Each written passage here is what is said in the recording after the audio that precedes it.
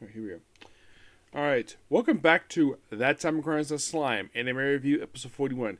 I was hoping to do this yesterday, but it's been a little bit too much long on my work. I was basically playing Batman Arkham City yesterday, and I played a little bit longer than I thought I would, but let's just basically not worry about that right now. Let's worry about getting these anime done.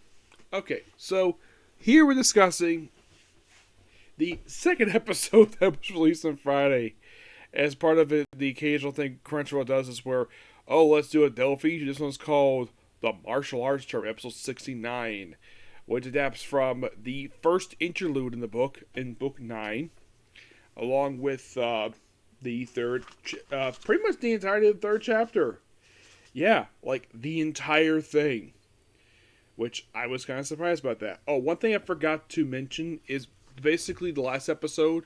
In the first interlude, after the last episode, what went out late night with the secretary, with the minister of finance, where apparently the coins they got from Clayman and this other coin they developed, apparently it's not acceptable, and the small merchants, which apparently he didn't recognize, are demanding their money, and just wait it out, and because someone just went to pay in gold, and of course, he's like, that's showing weakness. So bow the pressure. So that's kind of what happened there. I kind of forgot to talk about last episode, but here we go. So the very next episode, now they do skip a little bit at the beginning of chapter 3, probably because it's more war building stuff. So here's what happened. Pick up right left the last episode where we're basically Gabiru's sister, where she is basically introducing all the contestants, which is basically Mizuki, the hero, Geld. Now, before that, there was a flashback. The interlude they adapted for this episode, which they start off with this, where apparently Benimaru, Shion, and Diablo cannot participate. Why? Well, they're OP, and the fact that she didn't part of the Elite Four, and the winner was part of the Elite Four, they could challenge basically Rimuru. But he says game while the others to fly. There's a funny one in the episode where basically talking to Rimuru and Hinata is sitting right behind him. Yes, just by sheer. Yeah, I thought it was so funny. And the fact that basically students are also in the stadium as well.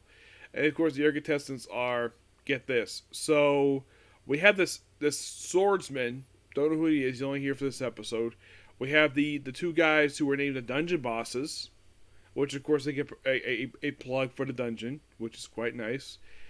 They even threw in, get this, like, of course, let's see, I remember correctly, I think it was Mizuki, he was the first one, the swordsman, the two dungeon bosses. There is, I'm trying to think, oh yeah, there's also the guy who claimed to be the big bro of the hero. Soon basically is like, oh yeah, he won all his fights for him, and he claimed the winner anyways. I'm trying to think who else was. I know it was also Gabiru and Lion Mask, which review obviously no, this is Carry On. Yep, this is Carry On right away. Why? The tattoo. I knew it was Carry On, and the fact I couldn't exactly review who he is because apparently this was all Malim's idea for him to basically go under the mask. I'm trying to remember who else was it. It was I'm trying to remember who else was it. So I actually don't remember who else basically. So we have Gabiru versus the swordsman, which Gabiru wins. We have Gel versus Carrion, who was Lion Mask, a really good fight in the episode. Now in the case of Mizuki, well, his fight with his bro, he decides to forfeit right away. Okay. So, and the other interesting fight we have here is the two dungeon bosses, which of course the bull is one who wins, which I found that to be quite interesting. And the last fight of the episode is Gabiru versus. It was actually one first. It was it was Lion Mask, which of course Lion Mask had the forfeit because part of his mask was destroyed during the course of the fight. Also, the fact that it was ruled by Diablo because the fact that, well, Ranga was a monster, it doesn't count for disqualification because he went out of bounds. Well, the thing is, Diablo is the referee, and of course, Gab Pister is the announcer. And they leave off that, and of course, they have a little party, like somebody had last episode, where basically Maline's basically testing for losing. Of course, they got a lot. They got a lot of Faye's dialogue from the next chapter. Yeah, Faye does not speak this episode.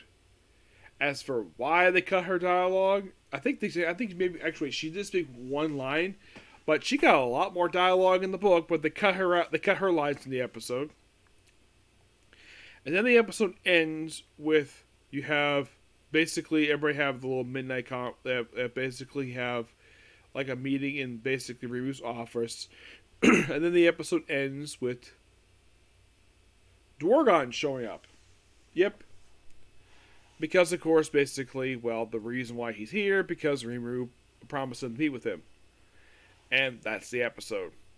And with that, basically, I'm caught up with the series right now until this coming Friday, which will be the third to last episode of the season.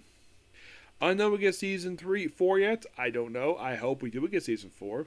So, this is pretty much a particular review. Please be sure to like, comment, subscribe, turn notifications, do the dislike button. I still got 4. I got 5 more animated today because I thought it was 4, but no, Chain Soldier came out today. So I got Chain Soldier, One Piece, My Hero Academia if they come out, Fairy Tail, and Case Ghost. Case Ghost will be next, but first, it's a comic corner. And one I wanted to do past several days, but I just not had time to. But now I'm going to do it, okay? Bye.